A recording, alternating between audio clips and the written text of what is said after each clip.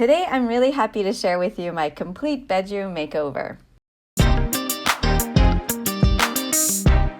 If you like this video and you want to keep seeing my content, make sure you subscribe and hit the notification bell. It's the only way to make sure that YouTube notifies you when I publish a video. Or you can also sign up for my newsletter. And to see what projects I'm currently working on, you can follow me on Instagram. All right, now back to my bedroom project.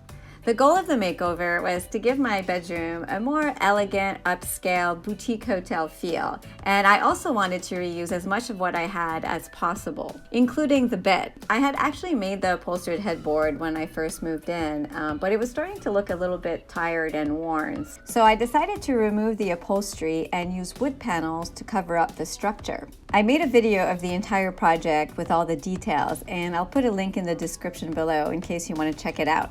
Because I designed the headboard with legs, it stands on its own and fits over the bed frame, which means that I was able to just use removable 3M command strips to secure it to the wall, instead of having to use screws and make holes in that wall. And that's a really good thing when you're a renter. The headboard looked really amazing, but the new look just didn't go with the white bed frame anymore. To make it work, my solution was to cover it up with contact paper that matched the lighter wood tone of the headboard.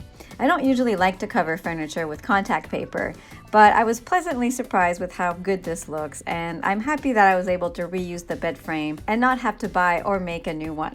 Next, I wanted to change the bedding for something a bit more dramatic, so I chose a dark gray duvet cover from Brooklinen, but I did keep the sheets and the pillowcases white for a nice contrast.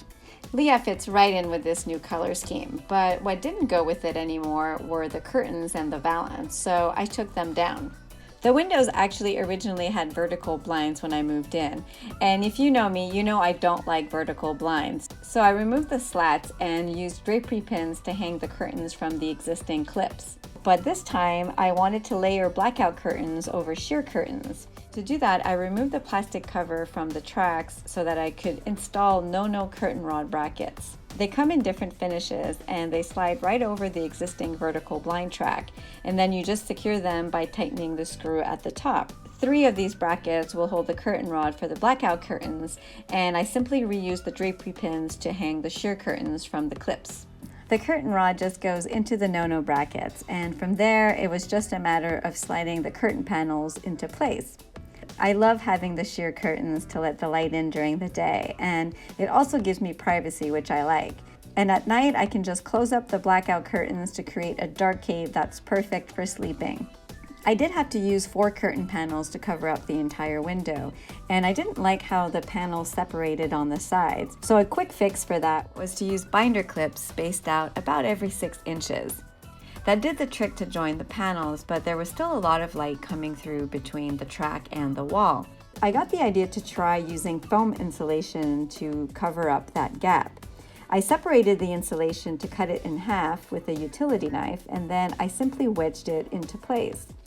That helped a lot to darken the room, but there was still a little bit of light coming through at the top of the curtains and through the grommets.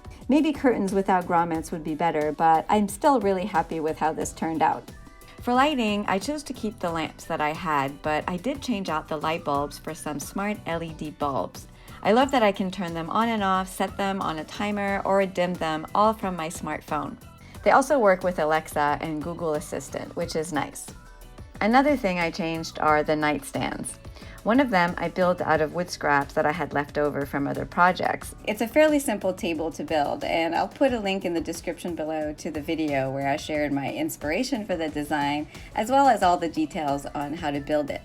I love the curve and overall shape of this table, and I thought about painting it black, but after getting all your feedback, the general consensus was definitely for leaving the table natural. And I agree that it looks really nice this way, so I didn't paint it. There is one downside to this table. Because it's more narrow than what I had before, it exposed all the cords plugged into the outlet. To keep the electrical cord situation under control, I bought a power strip and used a binder clip to hang it. To do that, I just removed one of the loops from the binder clip and then placed it around the power strip cord. Then I just put the loop back into the clip and then clipped the power strip to the table.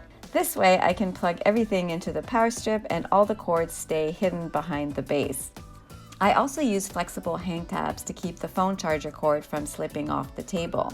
The tabs have an adhesive that's easily removable and won't leave a residue when you take them off. And the holes allow you to slip the cord through, but it also prevents the cord from slipping out when it's not plugged in. It makes me very happy to have all these cords organized and out of the way. For the other side of the bed, I went with this really inexpensive $39 IKEA nightstand. It's very simple, but it has the same wood tone and the same height as the table that I built. So I like the fact that they go together, but they're not too matchy-matchy. The bench at the front of the bed is another DIY project. I actually made it when I took a woodworking class a few years back. It was a lot of fun using planers, table saws, and lots of other tools to build it. It served as a coffee table in my living room for a while until I replaced it with an ottoman when I made over my living room. And that's when I moved it to the bedroom. And it still looks great with the new boutique hotel vibe. I'm so happy with how everything came together, and I'm especially loving the dark colors. So much so that I'm actually thinking of painting the back wall black. My landlord is fine with it as long as I paint the wall back to white before I move out. Here's some of the colors that I'm thinking about. So would love your input. What would you do? Let me know in the comments. Now, if you're looking for more inspiration for your bedroom, you can watch this video here. And as I mentioned earlier on, if you like this video and want to make sure you keep seeing my content, subscribe to my channel and hit the notification bell. And if you're looking to find out what I'm up to day to day, follow me on Instagram. Thanks for watching and see you next time.